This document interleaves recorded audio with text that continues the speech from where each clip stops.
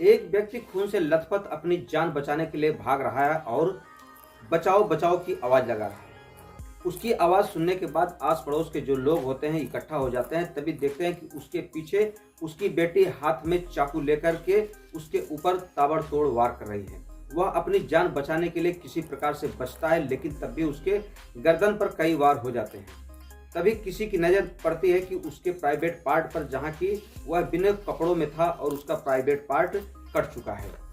वहां से खून की धारा बह रही है। तभी जब उस लड़की को रोकने का प्रयास किया जाता है तब वह लड़की कहते है कि आज कोई मुझे रोकेगा नहीं, अगर कोई मुझे रोकने की कोशिश करता है तो मैं उसको भी मौत के घाट उतार दूंगी।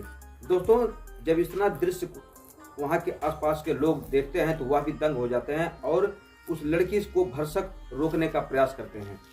जब वह लड़की अपने ही पिता के ऊपर चाकुओं से वार करते हैं तब वह अपने जान की भीख मांगने लगता है, हाथ जोड़ता है, पांव पकड़ता है, गिड़गिड़ाने लगता है कि मुझे छोड़ दो, मुझे बख्श दो। तभी किसी ने इसकी सूचना थाने को दे दी। पुलिस मौके पर आती है और उस लड़की को गिरफ्तार करती है। गिरफ्तार करने के बाद उस जो व्यक्ति होता है घायल अवस्था में, उसको हॉस्पिटल ले जाया जाता है और हॉस्पिटल ले जाने के बाद उसको एडमिट कराया जाता है।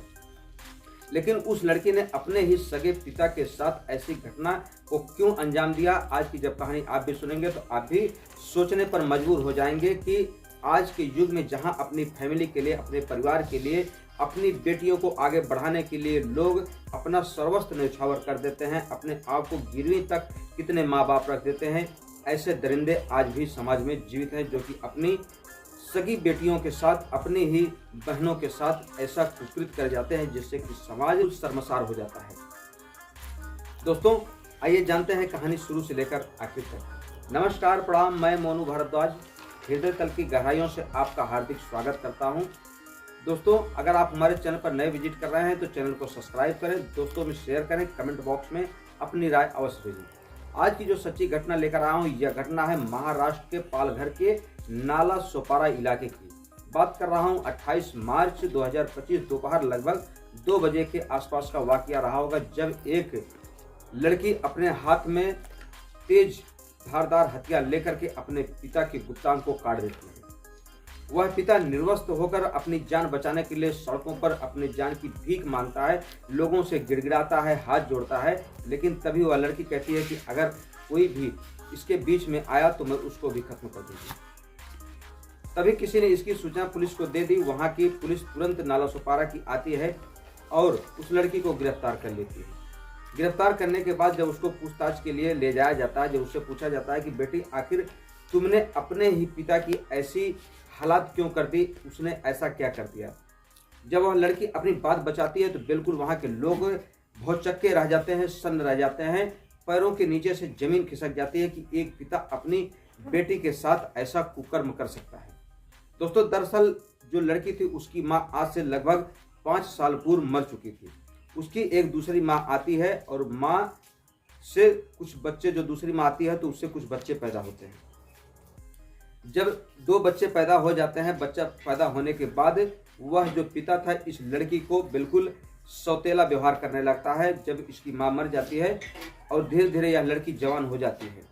जवान होने के बाद इसकी नज़र अपने ही बेटी पर पड़ जाती है और एक दिन यह अपनी बेटी के कमरे में जाता है और उससे ज़बरदस्ती करने लगता है और कहता है कि अगर तुमने मेरे साथ ऐसा नहीं किया तो मैं जान से मार दूंगा। उस समय लड़की लगभग 15 से 16 साल की रही होगी, लेकिन वह डर के मारे इस दुराचारी के पाप को सह लेती है और अपना मुंह नहीं खोलती।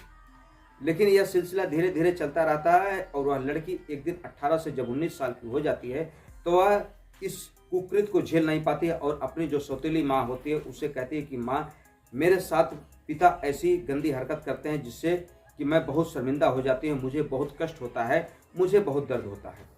लेकिन जो माँ थी वो कहती है कि मैं क्या करूँ, अगर मैं भी इसके साथ कुछ विरोध करूंगी इसका तो यह खाना पीना बंद कर देगा और पैसे कमा कर लाना छोड़ देगा और हम सबका खर्चा पानी कौन देगा। तब जब मैं अपनी माँ के इस बात को सुनती हूँ तो मैं समझ जाती हूँ कि मेरी कोई सहायता करने वाला नहीं है।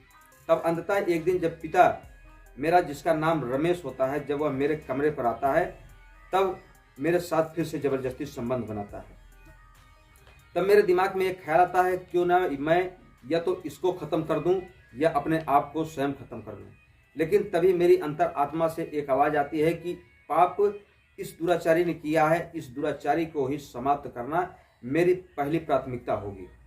तब मैंने एक प्लान बनाया, जा करके एक धारदार चाकू लाती हूँ, उसमें जो धार बनाई जाती है धार बनाती हूँ। और जब 28 मार्च की दोपहर लगभग 2 बजे मेरे पिता जब आते हैं रमेश और मेरे कमरे में, तब मैं उनसे कहते हूँ कि आज मैं कुछ अलग करना चाहती हूँ, आपसे संबंध बनाना चाहती हूँ।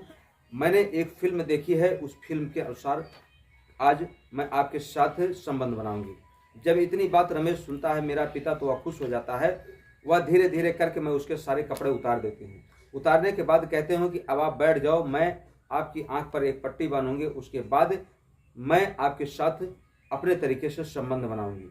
जब इतनी बात वह सुनता है दुराचारी, तो बड़ी ही खुशी पूर्वक अपनी आंख पर पट्टी बंधवा लेता है। जैसे ही पट्टी बंधती है तो मैं तुरंत वो जो चाकू छुपा कर रखी थी, उस चाकू से इसका प्राइवेट पार्ट काट देती हूँ। प्राइवेट पार्ट काटने के बाद यह किसी तरीके से अपने आँख की पट्टी को निकाल लेता है और अपनी जान बचाने के लिए बाहर चलाता है। इसके पीछे मैं भी भागती आती हूँ इसको मारने के लिए, लेकिन तभी भीड़ इकट्ठा हो जाती है और भीड़ मुझे रोक लेती है, नहीं तो आज मैं इसको समाप्त करके ही दम लेती हूँ। दोस्तों, जब इस बिटिया की कहानी वहाँ के लोग सुनते हैं तो कहते हैं कि इस बिटिया ने सही किया, क्योंकि ऐसे दुराचारियों के साथ ऐसा ही होना चाहिए। आप इस कहानी को सुनने के बाद आप कमेंट बॉक्स में अपनी राय अवश्य भेजें कि उस बेटी ने सही किया या गलत किया। दोस्तों, अब उस बेटी को गिरफ्तार करके पुलिस जेल भेज देती है और उस दुराचारी को अभी तो फिलहाल हॉस्पिटल में भर्ती कराया गया है, और हॉस्पिटल से निकलने के बाद उसकी जो सेहत होगी वह कैसी रहेगी आने वाला वक्त बताएगा। दोस्तों, हमारी कहानी कहने का उद्देश्य किसी के दिल को ठेस पहुंचाना नहीं, बल्कि आपको सतर्क करना, आपको जागृत करना है। मिलते हैं हम आपसे अगले वीडियो में, तब तक के लिए आप अपना ख्याल रखें। जय हिंद, जय भारत, हर हर महादेव।